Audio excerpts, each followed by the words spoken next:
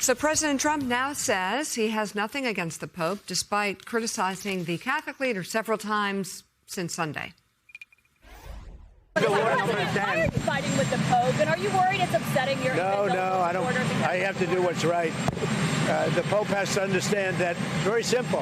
I have nothing against the Pope. His brother's MAGA all the way. I like his brother, Louis. I'm not fighting with him. The Pope made a statement. He says Iran can have a nuclear weapon. I say Iran cannot have a nuclear weapon. Okay, so to be clear, the Pope has never said that Iran can have a nuclear weapon. In fact, he's spoken multiple times against them. Peggy Noonan has a new piece for the Wall Street Journal titled Trump meets his match in Pope Leo. And she writes in part, how odd to go to war while already in other wars with the head of a vast and ancient institution. A man whose job titles include Vicar of Christ, head of the Holy See, and Bishop of Rome, and who is the spiritual leader of 1.4 billion Catholics and the biggest Christian denomination in America. The Pope, you might say, has a certain moral standing. In any case, popes don't cheer wars, which are always a calamity, a result of failure and a killer of the innocent. The president's comments speak of something disordered in the administration's relationship to faith. What is going on with this administration and its use and abuse of Christianity? Shouldn't the great churches of America be thinking about this and at this point talking about it publicly, thoughtfully?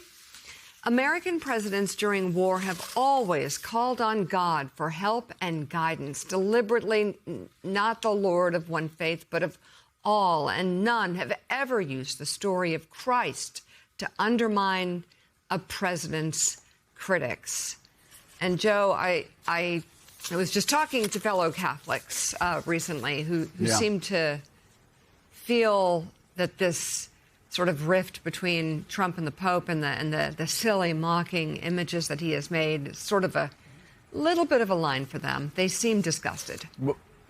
Well, I've been in touch with very conservative Catholic friends of mine who I've known for years and loved for years, and we've disagreed on politics over the past decade or so, but they are disgusted. They're disgusted for the same reason Peggy Noonan is expressing her concerns. I was looking at this, and again, because Donald Trump doesn't know history, because he doesn't follow history, because he hasn't followed how past popes have reacted to wars, it is true.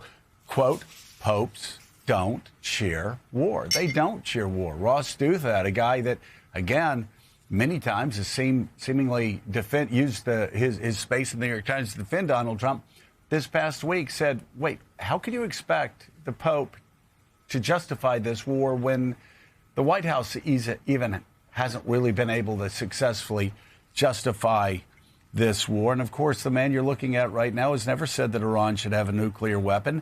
And as Peggy said, he's a spiritual leader of 1.4 billion Catholics.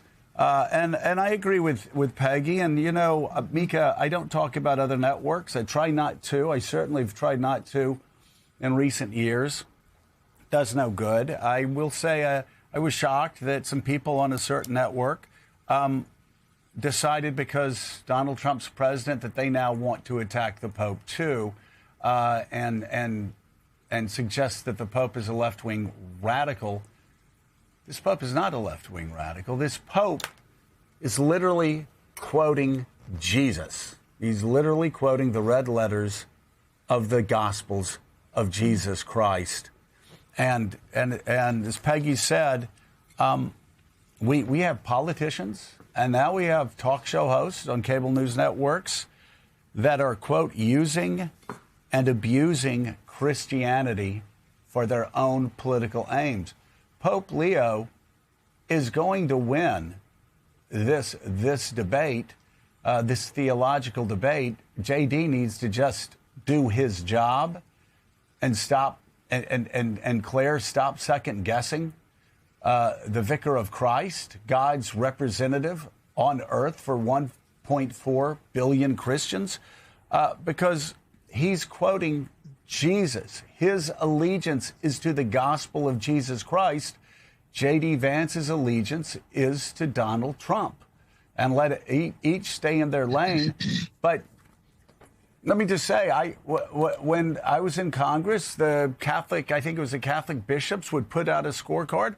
I often got C's on that scorecard because there were certain votes that I took that they thought were inconsistent with Christ's teachings. I didn't love getting a C, but I understood their job was the North Star, the gospel. And that's what they were guided by. I was a politician.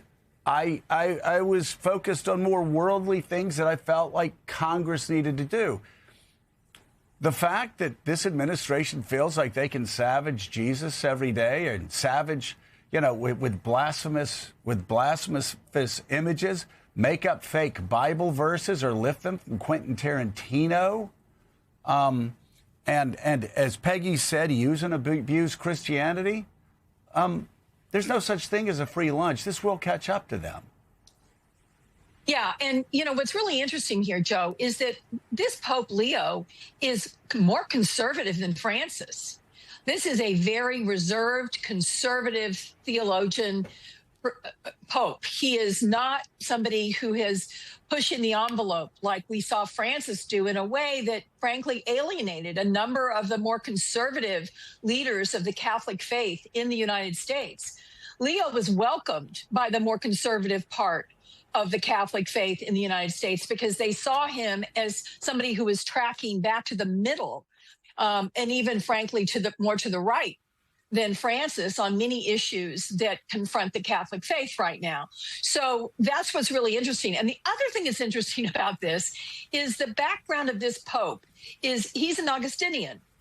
And when Mike Johnson, who thinks he knows the Bible, and J.D. Vance, who thinks he knows Catholicism, when they criticized him and started talking about the just war theory, the just war doctrine in the Catholic Church, that's an Augustinian. That came from St. Augustine. Nobody knows more about the just war doctrine in the Catholic faith than Pope Leo. And these guys trying to say, oh, well, there's a just war. Well, no, this is not just war under the Catholic faith.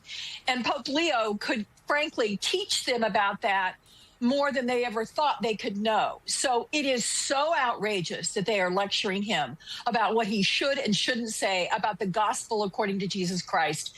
And he is going to preach the gospel, and he's going to do it calmly and without fear, and he's going to win this battle in the hearts and minds of most Catholics in the United States and around the globe.